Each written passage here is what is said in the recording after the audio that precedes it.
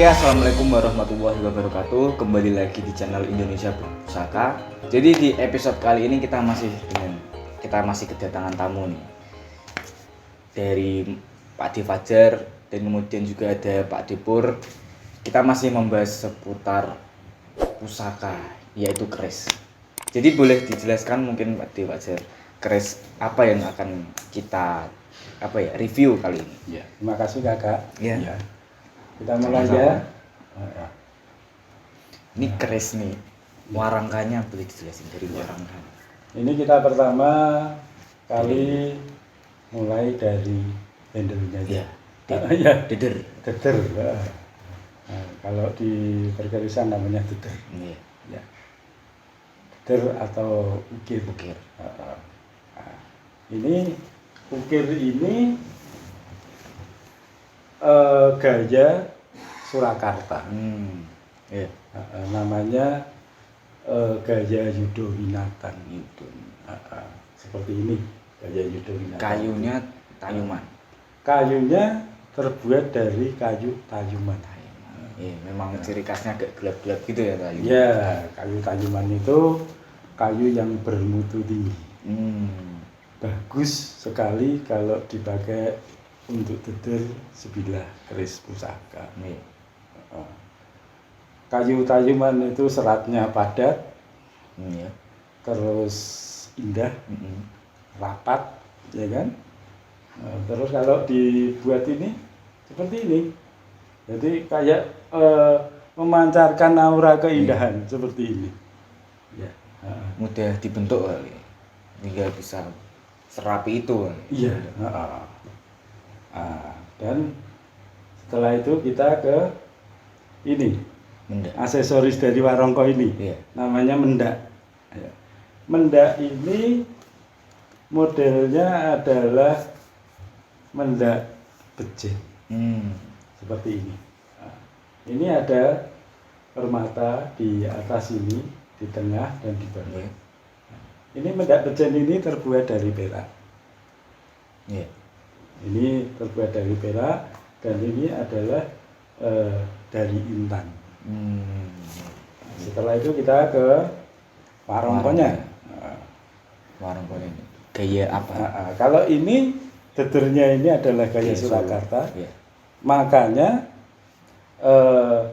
sepantasnya harus dipadukan dengan gaya Surakarta juga. Iya. Ini namanya warongko gayaman gaya Surakarta.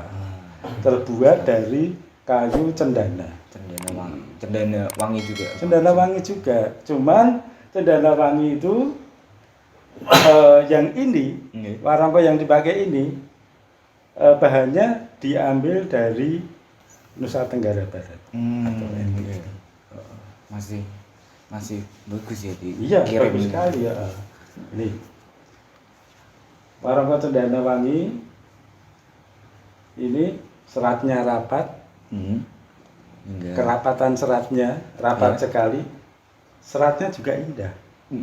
Dan kalau dibuat juga dengan alat yang tajam, bisa menghasilkan keindahan seperti ini. Coba dilihat kakak. Ini kan, ini namanya keruwingan. Keruwingannya kan sangat jelas kan. Ya kan, keruwingannya tegas. Setelah itu kita ke pendoknya. Ini juga pendok gaya Surakarta juga. Ini adalah pendok template. Langsung nempel gitu. Iya, pendok bunton dengan hiasan tempel, terus dihiasi dengan tatahan ini, tatah cungkit ini. Tatah kerawangan. Ya. Ini banyak kuningan ya, Ini bahannya dari kuningan disepuh emas. Iya. Ini sandangan gaya Surakarta seperti ini. Memang seperti itu. Gagah, ganteng. Iya. Kayak kakak. Kan berguru dengan Pak D masalah ganteng. Iya. Pak D agak dikit-dikit. Setelah itu kita ke pusakanya. Iya.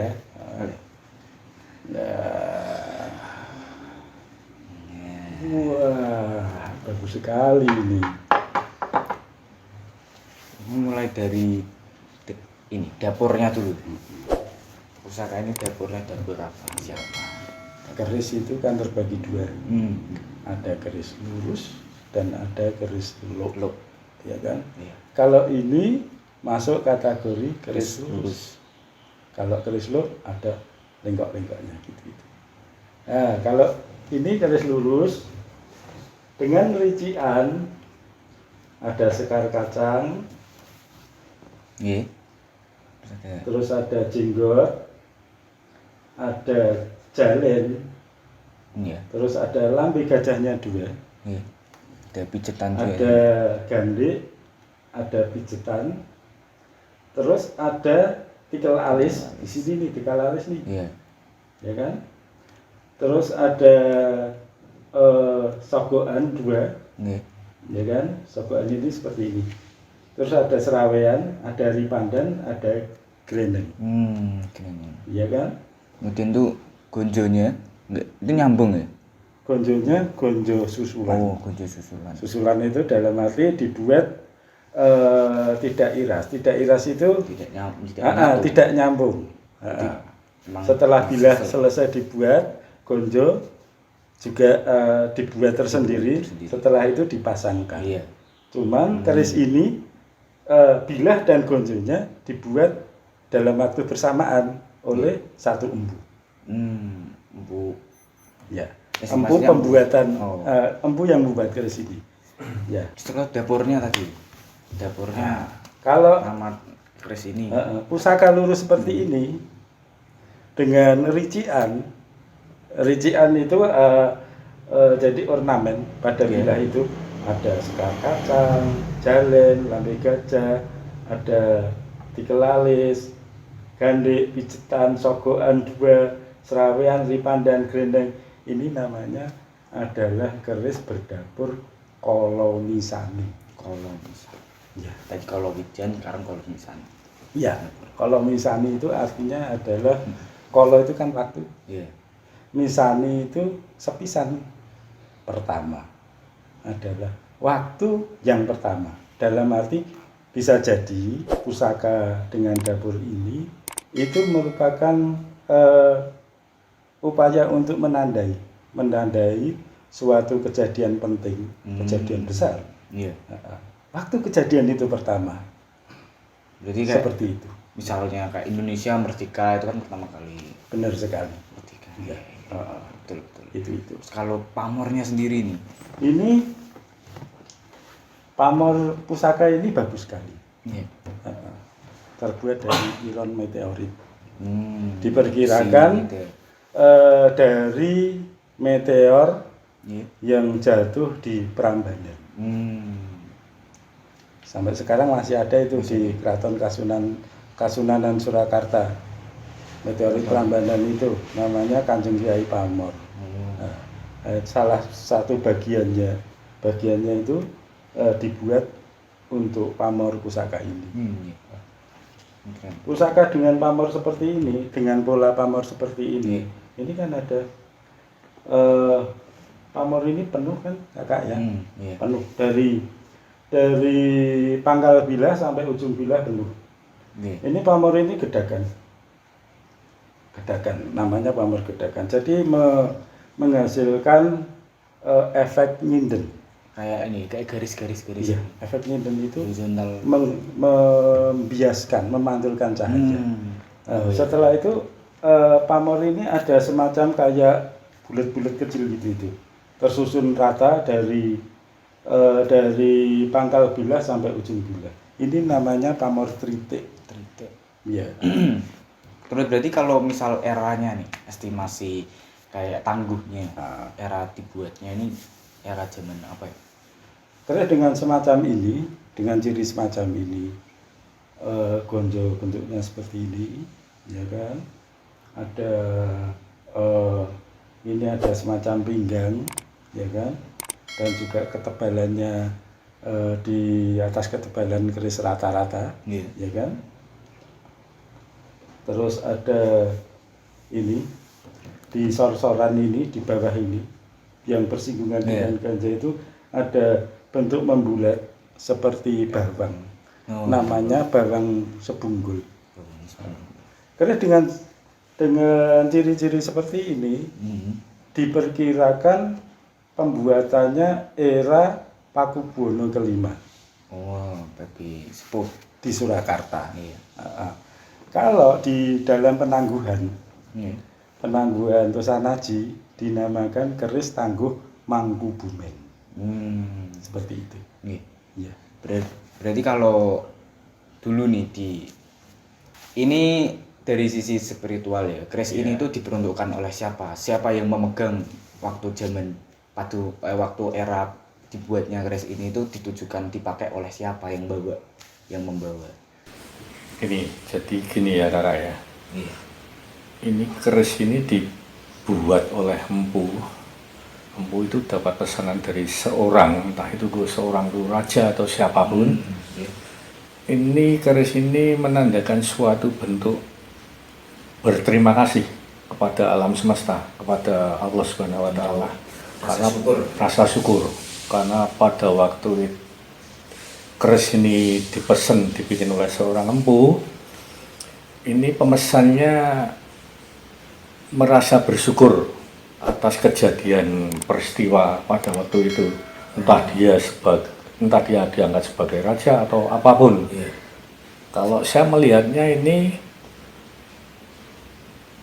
betul-betul keris seorang raja. Jadi dia pada waktu itu diangkat di wisuda sebagai raja dan merasa mempunyai bentuk rasa syukur itu, akhirnya memesan keris ini pada seorang empu. Nah, ini berkaitan dengan rasa bersyukur dia terhadap Allah Subhanahu wa taala, juga terhadap sesama manusia. Kalau diterjemahkan dalam sedikit mengutip daripada ayat-ayat Al-Quran itu ya hablu minallah hablu minanas ini sebetulnya. Jadi siapapun pembawa keris ini akan tunduk pada yang di atas alam semesta Allah Subhanahu wa taala, dan juga dia akan mengayomi daripada masyarakat yang sesama manusia. Ini rasa bentuk bersyukurnya ini. Berarti secara spiritual fungsinya keris ini tuh supaya tetap menumbuhkan kita nih, walaupun sudah tinggi tetap harus punya rasa syukur bahwa semua itu diberikan dengan dan memayu hayuning babono, dan tetap memperhatikan apa yang dibawa sesama manusia dan alam sekitarnya seperti itu. Di samping itu ada juga ada sentuhan dari empu itu memberikan sentuhan tentang spiritual keris ini, dalam materi ini suatu karisma dan kewibawaan. Jadi pembawa keris ini akan mempunyai suatu karismatik kewibawaan terhadap masyarakat, banyak rakyat kan. Tentunya karena yang membawa keris ini raja. Kalau saya pribadi dengan kedisiplinan apa yang saya miliki, ini betul-betul pembuatan empu era-era pada waktu itu, era-era Pakubuwono berapa Pak Mas? 5. Itu era-era itu ya tidak bukan hanya seorang empu yang sangat luar biasa, empu Brojoguno. Dan pastinya ini keris yang sangat benar-benar dirawat ya, kalau dari pasti dengan kondisi fisik yang seperti ini betul-betul rapi sekali kalau keris yang betul-betul dirawat. Di samping kurang perawatan pun, kalau memang dia keris materi ini pembuatan seorang empunya secara batin sudah merawat dengan sendirinya. Jadi keris itu akan selamanya tetap kelihatan utuh, bagus. Dengan didukung bahan-bahan yang langka itu. Tuh saya kira dari sisi pandangan spiritual saya seperti itu, Kakak. Iya, mungkin ada tambahan mungkin dari Pak Pur atau mungkin dari Pak Fajar, tambahan lagi apa yang mungkin bisa diceritakan. Kiranya ulasan eksoteri dan isoteri dari saya dan Pak Purboyo sepertinya sudah cukup. Oke, kalau gitu sudah cukup. Terima kasih semuanya yang sudah menyaksikan. Itu tadi keris dengan dapur Kolomisani. Sekian episode kali ini. Jangan lupa klik tombol like, comment, dan subscribe. Terima kasih yang sudah menonton. Assalamualaikum warahmatullahi wabarakatuh. Waalaikumsalam.